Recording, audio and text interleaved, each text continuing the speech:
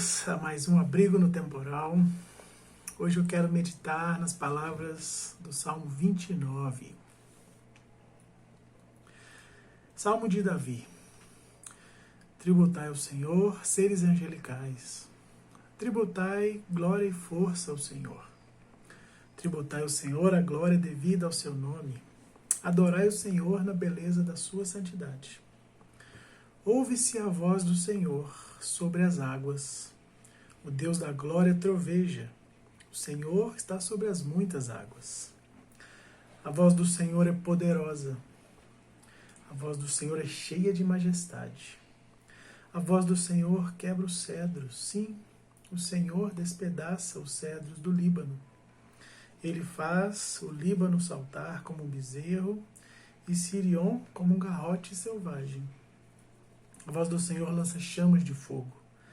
A voz do Senhor faz tremer o deserto. O Senhor faz tremer o deserto de Cádiz. A voz do Senhor derruba os carvalhos e desnuda as florestas. E no seu templo todos dizem: glória. O Senhor está entronizado sobre o dilúvio. O Senhor se assenta como rei para sempre. O Senhor dá força ao seu povo. O Senhor abençoa o seu povo com paz. Este é um salmo de exaltação a Deus, que destaca a majestade, a majestosa voz do Senhor em meio à tempestade.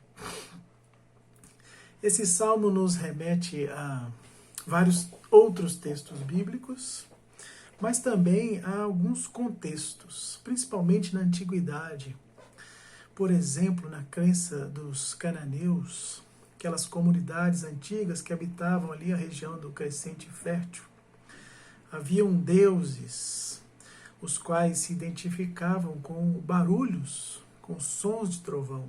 Baal, um desses deuses descritos nas nossas Bíblias, era um deus que era reconhecido como o deus da tempestade. Deuses semelhantes aparecem em todas as culturas. Nas culturas nórdicas nós temos lá o Thor, que é o deus do trovão. Aqui, mais próximo a nós, na cultura tupi-guarani, nós temos aí o Tupã, que também é um tipo de deus do trovão. Um deus que facilmente se irava, e a maneira como os homens reconheciam esta ira, este enfurecimento dos deuses, era através dos sons da natureza. As culturas ainda mais antigas, no tempo ali das primeiras civilizações mesopotâmicas, você tem as mitologias que contam como as águas, que estão relacionadas aqui também neste salmo, aparecem como uma figura de caos, de desordem.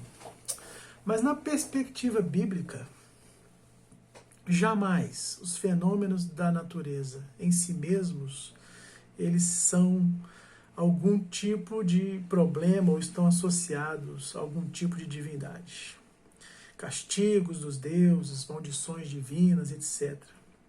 Na verdade, estes sons são apenas elementos da criação de Deus e servem aos seus propósitos, demonstrando seu poder, sua sabedoria, sua glória, sua fidelidade e até mesmo seu amor. Essa é uma grande diferença que nós vemos ressaltada aqui neste salmo.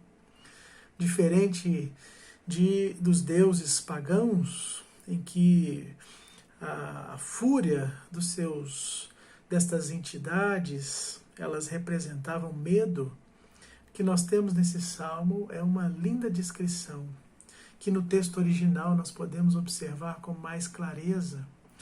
Davi relata 18 vezes o nome de Deus, Yahvé, o tetragrama, é mencionado apenas nesses 11 versículos que acabamos de ler.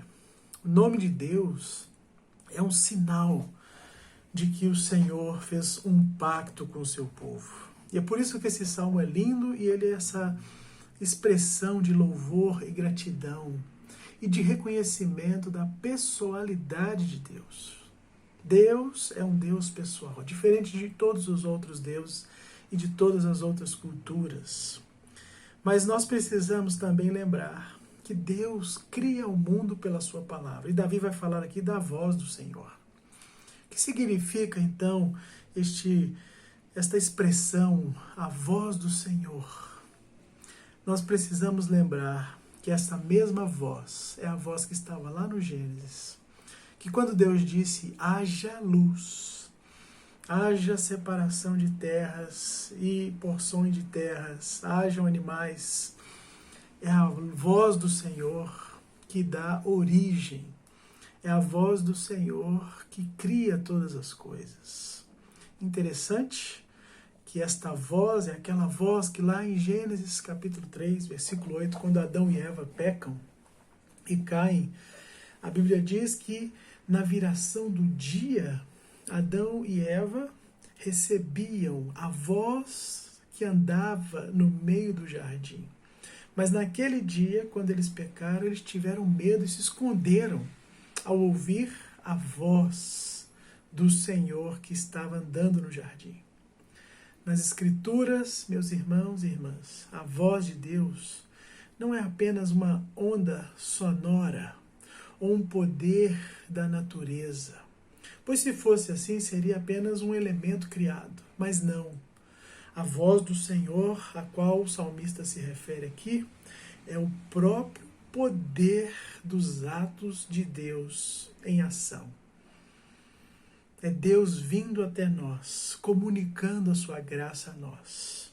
Isso é muito importante perceber nesse texto, porque no ministério de Jesus, nós temos aqui muitos exemplos que eu poderia mencionar, mas dois em especial me recorrem agora. O primeiro, quando os discípulos estavam pescando no mar da Galileia, eles foram surpreendidos por uma tempestade e Jesus aparece andando sobre as águas e ele diz ao mar que se acalme, e aquilo deixou todos muito estupefatos, porque eles falaram, quem é este que a sua voz acalma até as ondas do mar?